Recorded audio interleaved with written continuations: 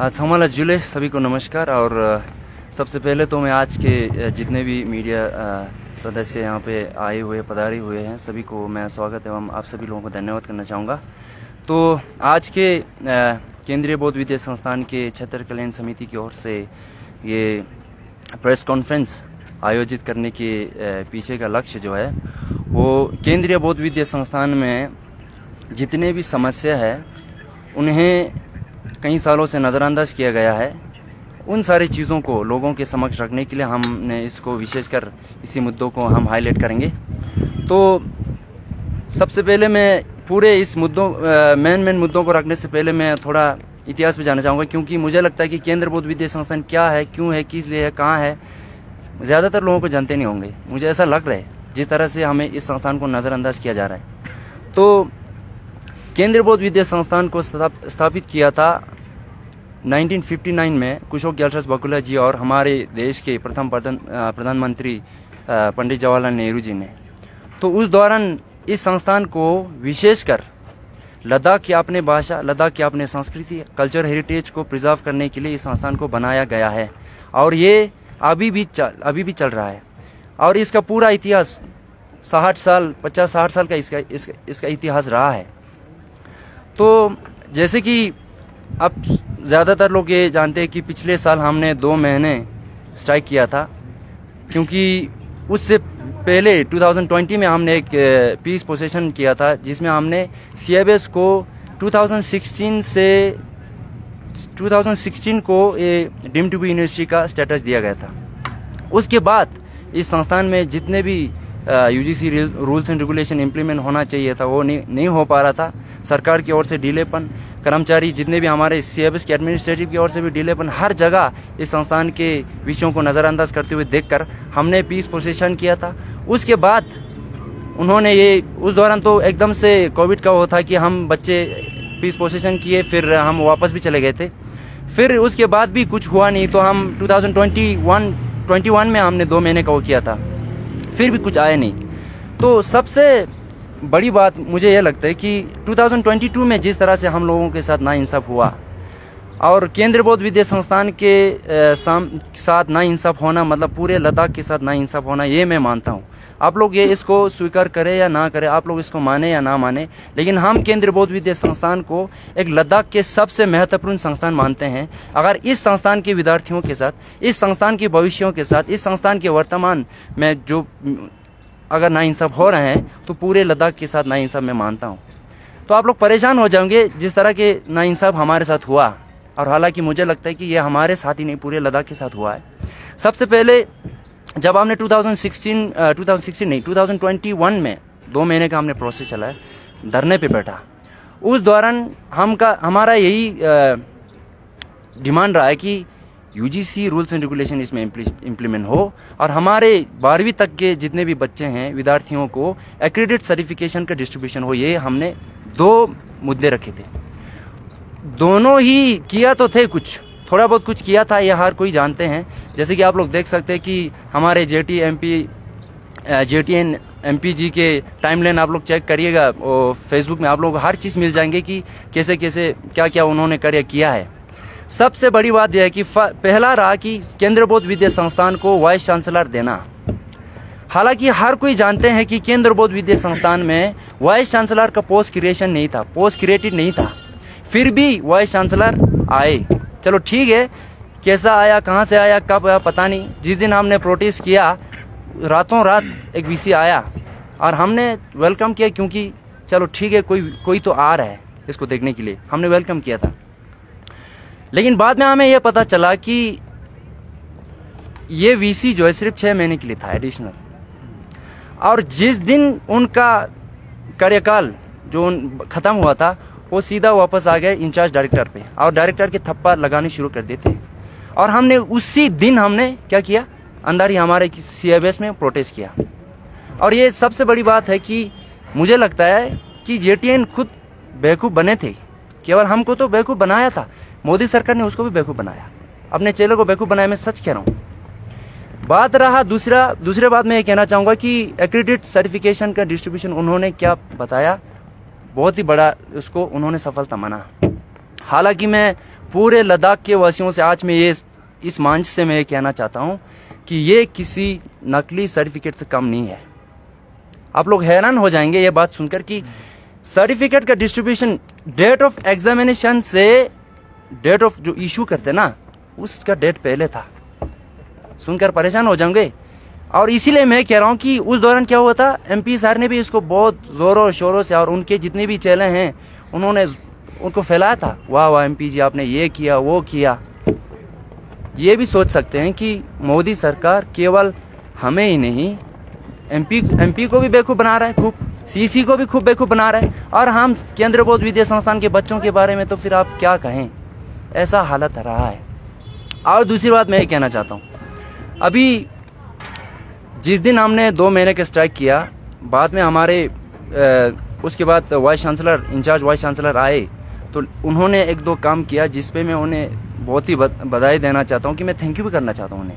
जिस तरीके से उन्होंने पोस्ट क्रिएशन को मिनिस्ट्री ऑफ कल्चर से उन्होंने निकाला था, और उन्होंने हमें बताया कि मिनिस्ट्री ऑफ कल्चर से मैं निकल के ला रहा हूँ, अभी मिनिस्ट्री ऑफ फाइनेंस में इसका फाइल फंसा हुआ है। अगर आप लोगों के MP जितने भी कारतूतन हैं उन्हें बताइए कि आपके फाइल को मिनिस्ट्री ऑफ फाइनेंस से आप निकल के लाइए।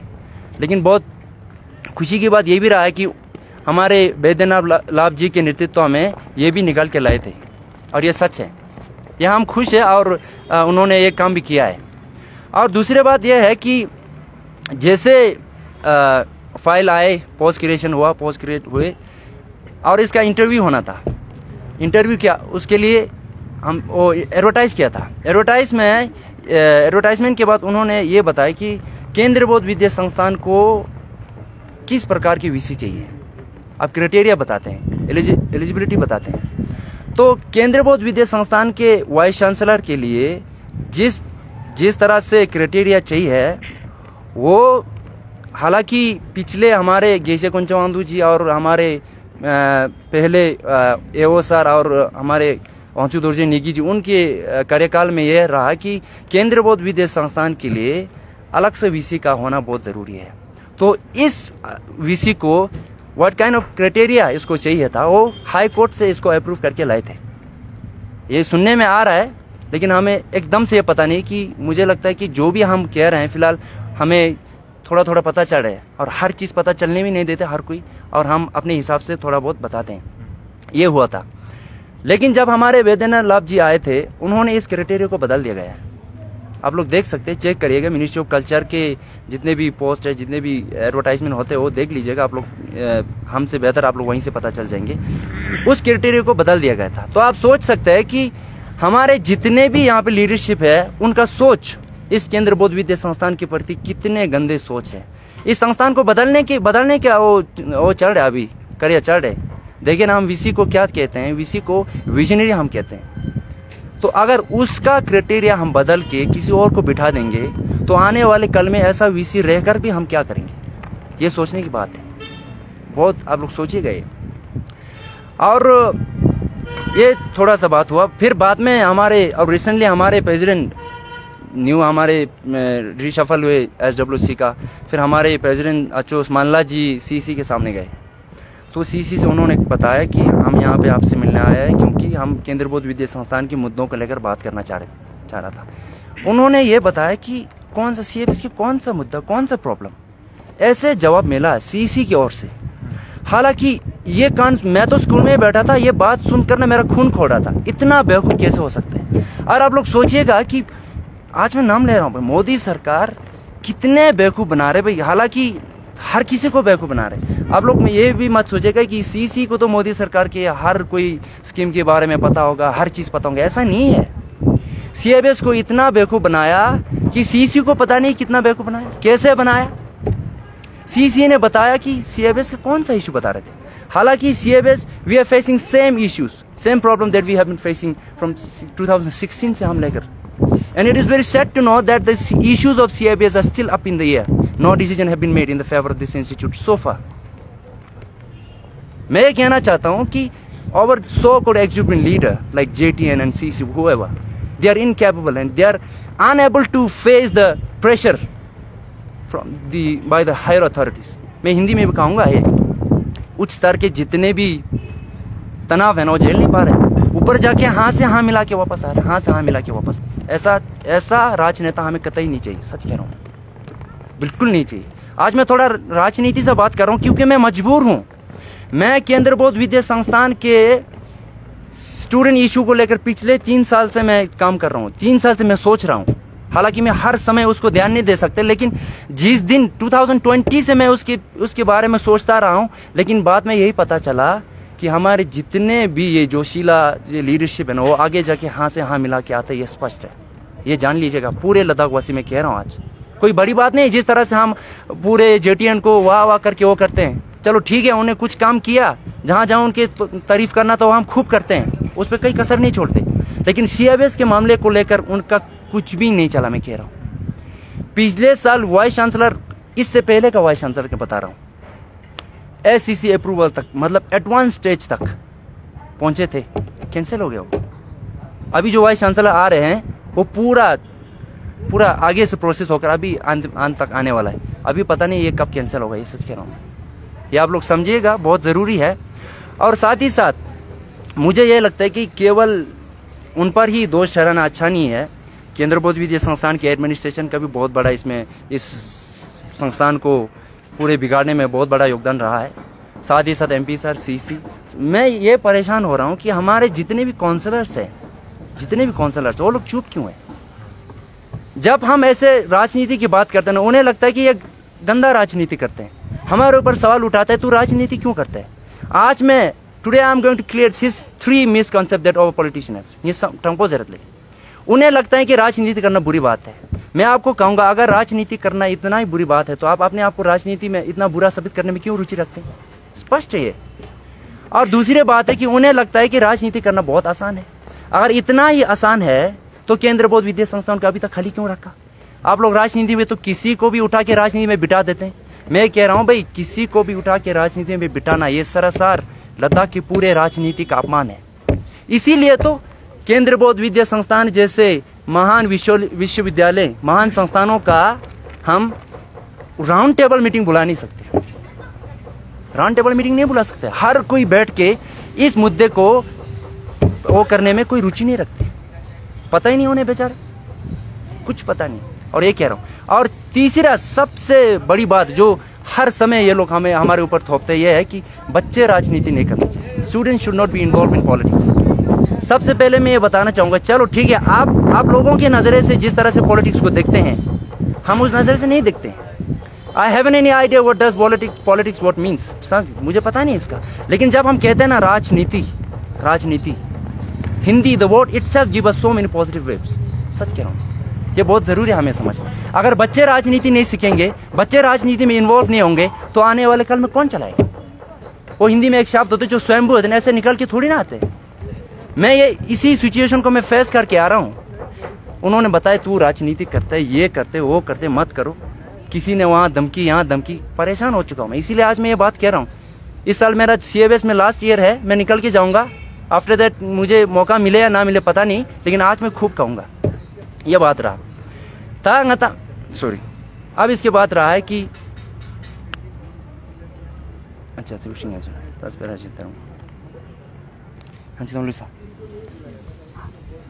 पक्का। अच्छा, तो यही कहना चाहते हैं। सो अंत में मैं निवेदन करना चाहता हूँ। अच्छा, अंत में निवेदन करना चाहता हूँ। अच्छा, तो आप बता रहे थे कि बड़े सारी चीजों में सरकार का फेलियर नजर आता है। एकदम से यूटी बनने से पहले ये जो मसला सीआईबीएस का उठा था, और यूटी बनने के बाद भी अभी जहाँ सरकार दावे कर रही है कि यूटी बनने के बाद लद्दाख में बहुत सारी चीजों में मतलब डेवलपमेंट हो रहा है, तो क्या सरकार, खासकर आपने हमारे एमपी का नाम लिया, सीसी का नाम लिया, लूंगा, यूटी बनने के बाद हमारा जो आपका जो स्कूल है या सीआईबीएस जो है डिपार्टमेंट जो है, उसके लिए एक भी कदम नहीं उठाया गया अभी तक आपकी तरफ से? जो भी कदम उठाया असफल था। एकदम से कुछ गलतियां भी किए उन्होंने कदम उठाने में, और जो कदम उठाया वो अभी तक असफल था। मैं आपको बात कर रहा हूँ कि अभी सातवां साल चल रहा है, तो आप लोग सोचेंगे कितना समय लेके आए। मैं हमेशा उदाहरण देता हूँ कि अगर कोई किचन में जाके चाय बना के लाएं, उसको 3 घंटा लगे तो क्या सोचेंगे आप, है ना? तो ऐसा नहीं कह रहा हूँ कि काम नहीं किया, खूब किया, असफल रहे। जो कुछ ऐसे निर्णय भी थे जो एकदम से हमारे संस्थान के पक्ष में नहीं थे, और वो भी समझना जरूरी है। पिछले साल आप लोगों ने मेन मार्केट में बहुत बड़ा प्रोटेस्ट, बहुत बड़ा था, पूरा बाजार बंद था। ज्यादातर लद्दाख के लोग, पेरेंट्स, टीचर्स, अथॉरिटी वाले सब आप लोगों के सपोर्ट में थे उस प्रोटेस्ट में। उतने बड़े प्रोटेस्ट के बाद भी आप लोगों के मसलों का हल नहीं हो रहा है। CIBS के विद्यार्थियों की शिक्षा को लेकर जो है बहुत बड़ा मजाक बन चुका है, एकदम से मजाक। अब आने वाले समय में, अब आपने जैसे खुद बताया कि आप इस साल आपका लास्ट ईयर है, आप निकल के जाएंगे। आपकी आने वाली पीढ़ी, आपकी जो यंगर जनरेशन ऑलरेडी CIBS में है, उनको आप एक क्या एग्जाम्पल छोड़ के जा रहे हैं, और आने वाले महीनों में, सालों में, दिनों में आप कौन सा बड़ा कदम उठाएंगे? देखिए ना, मैं जब तक मैं केंद्र बौद्ध विद्या संस्थान में हूँ, मेरा हक बनता है कि केंद्र बौद्ध विद्या संस्थान में जिस प्रकार की समस्या आ रहा है वो एज अ स्टूडेंट फेस कर रहे हैं, और ये मेरा हक बनता है कि मैं लोगों के समक्ष रखें। आने वाले पीढ़ी, आने वाले कल के लिए मैं यही बताना चाहता हूँ कि जब हम स्टूडेंट के प्रॉब्लम जो होते हैं वो बहुत ही महत्वपूर्ण होते हैं। इसमें प्रॉब्लम, स्टूडेंट के छोटे से छोटे प्रॉब्लम को नज़रअंदाज नहीं किया जा सकता, क्योंकि बच्चे अपने समय निकल के इतने आते हैं पढ़ाई के लिए, माँ बाप इतने खर्चे करते हैं। ये सब भी आप लोग याद में रखिएगा कि बच्चों के छोटे से छोटे प्रॉब्लम को नज़रअंदाज नहीं किया जा सकते। ये अपने लेवल पे जितना हो सके इसको सुलझाने की प्रयास करना बहुत ज़रूरी है। एक बहुत बड़ी बात मैं आपसे पूछना चाहूंगी, डीम टू बी यूनिवर्सिटी के साथ अफिलिएशन था CIBS का। डीम टू बी यूनिवर्सिटी दर्जा एफिलिएशन वाला कौन सा? डीम टू बी यूनिवर्सिटी से एक्रीडिएशन था आप लोगों का? नक्का, हाँ, नक्का क्रेडिट स्टेटस का स्टेटस मिला था। हाँ। तो डीम टू बी यूनिवर्सिटी एक एक्रीडिएशन है जो डिपार्टमेंट ऑफ हायर एजुकेशन देती है for higher education institutions. Ministry of education तक क्या आप अपनी बात पहुंचाएंगे? आप आज यहाँ इस प्रेस कॉन्फ्रेंस में आप प्रेसिडेंट हैं, आप वाइस प्रेसिडेंट हैं, क्या आप अपनी डेलीगेशन एक MOE तक पहुंचाने का प्रयास रखेंगे? देखिए ना, हमने प्रयास तो पिछले साल बहुत किया, लेकिन बात यह है कि अभी हमारे ये संस्थान जो है वो मिनिस्ट्री ऑफ कल्चर के अंडर आते हैं, under the ministry of culture. तो मिनिस्ट्री ऑफ कल्चर और मिनिस्ट्री ऑफ हायर एजुकेशन जो है वो एक थोड़ा अलग है। तो हमारे जितने भी प्रॉब्लम्स है डायरेक्टली जो कंसर्न अथॉरिटीज जो है वो मिनिस्ट्री ऑफ कल्चर रहते हैं। तो हमने मिनिस्ट्री ऑफ कल्चर से ये निवेदन किया कि जितने भी समस्या इस संस्थान में हो रहा है, कृपया करके आप दोनों मिनिस्टर ऐसे मिल के बात क्यों नहीं कर लेते? बच्चे के जाना ज़रूरत है नहीं, बच्चों की बात पहुंचाना ज़रूरी है नहीं। हालांकि मिनिस्ट्री ऑफ कल्चर इन सारे एजुकेशन के मामलों में बात नहीं कर पा रहे, तो इट्स योर रिस्पॉन्सिबिलिटी टू उन्हें कंसर्न करना, मिनिस्ट्री ऑफ एजुकेशन को करना। तो हमारे हिसाब से सबसे बड़ी बात और सबसे करे हमने ये किया था कि हमारे लेटर जो है PMO तक जा चुका है, और PMO ने खुद लिखा कि मिनिस्ट्री ऑफ कल्चर को कि CIBS में ऐसे ऐसे इश्यूज हैं और इसको आपका क्या स्टेटस है बता के वो किया था। वो पिछले 2020 की बात है, 2020, इसलिए मैं कह रहा हूँ। उन्होंने उस दौरान प्रहलाद सिंह पटेल जी थे मिनिस्ट्री ऑफ कल्चर में, तो उन्होंने ये लिख के दिया कि CIBS के वाइस चांसलर का जो स्टेटस जो है वो एडवांस स्टेज पे अभी मतलब आ रहे हैं, आने के लिए तैयार है, निकल रहे हैं। सिर्फ SCC अप्रूवल की आवश्यकता है और आ ही जाएंगे, और ऐसे करते करते वहीं से कैंसिल हो गया। तो इतने बड़े कदम जो ऑलरेडी आप लोग उठा चुके हैं और आप लोगों की भविष्य की दिशा में उठ चुके हैं, आपने बोला है आपकी चिट्ठी PMO ऑफिस तक भी पहुंच चुकी है। तो आज आप लोगों का प्रेस कॉन्फ्रेंस करने का मेन मकसद क्या है? हम ये ध्यान एकत्रित करना चाहते हैं कि जिस तरह से भारत सरकार ने इस संस्थान को नेगलेक्ट किया गया है। अभी मैं डिकेट का यूज़ कर रहा हूँ। अभी 7वां साल ही जाने वाला है, अभी 8वां 10वां बिताने में साल नहीं लगेंगे। पूरे एक डिकेट उन्होंने इसको नज़रअंदाज किया गया है, पता नहीं क्यों, इंटेंशनली या unintentionally we don't know, but उन्होंने एकदम से इसको नज़रअंदाज किया। अभी जिस तरह से हमारे बच्चों का स्टैंडर्ड इतना गिर चुका है कि आप लोग अंदाज़ा नहीं लगा सकते। स्टूडेंट का जो स्टैंडर्ड है वो काफ़ी हद तक गिर रहा है, और कोई देखने वाला नहीं, पूछने वाला नहीं। एकेडमिक का स्टैंडर्ड बहुत गिरा है। एडमिनिस्ट्रेशन का भी देख लीजिए, उसका कोई स्ट्रेंथ रहा ही नहीं। They are not able to take any decision. खुरा होने अंगता अपने आप में उसका स्ट्रेंथ नहीं रहा है अभी, तो एकदम से गिरा दिया है संस्थान को। मैं यही ध्यान एकत्रित करना चाहता हूँ, इस संस्थान को एक नज़रअंदाज किया जा रहा है और हमें डर लग रहा है कि अगर चुप बैठे तो कहीं ना कहीं पूरे भारतवर्ष, पूरे लद्दाख वासी इस मुद्दों को लेकर गूंगा ना पड़ जाए, इसीलिए हम यहाँ पे आवाज़ उठा रहे हैं। तो आने वाले समय में आप क्या फिर से यूटी एडमिनिस्ट्रेशन से या हमारे जो पावर में जो सरकार है उनसे बात करेंगे इस मामले को लेकर, उनसे कोई मीटिंग होने वाली होगी? अवश्य करेंगे, हम करते आ रहे हैं, करेंगे ही। आने वाले कल में मैं ये भी कहना चाहूँगा, हमने प्रोटेस्ट भी किया, हमने धरना भी लगाया। मैं कहूँगा अगर 2-3 महीने में अगर देर कर दी ना, मैं सच कह रहा हूँ, मैं पुतला जलाने में समय लगने वाला नहीं। सच कह रहा हूँ, मैं इतना तक कर सकते हैं हम, करूँगा इतना।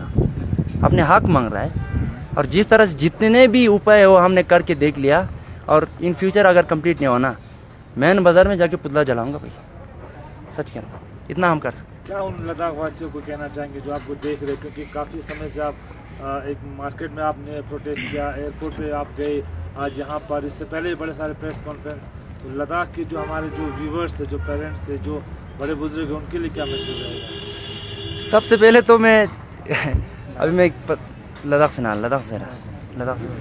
हिंदी में मैं ये कहना चाहता हूँ कि केवल ये संस्थान का ही, किसी स्टूडेंट का ही प्रॉब्लम नहीं है।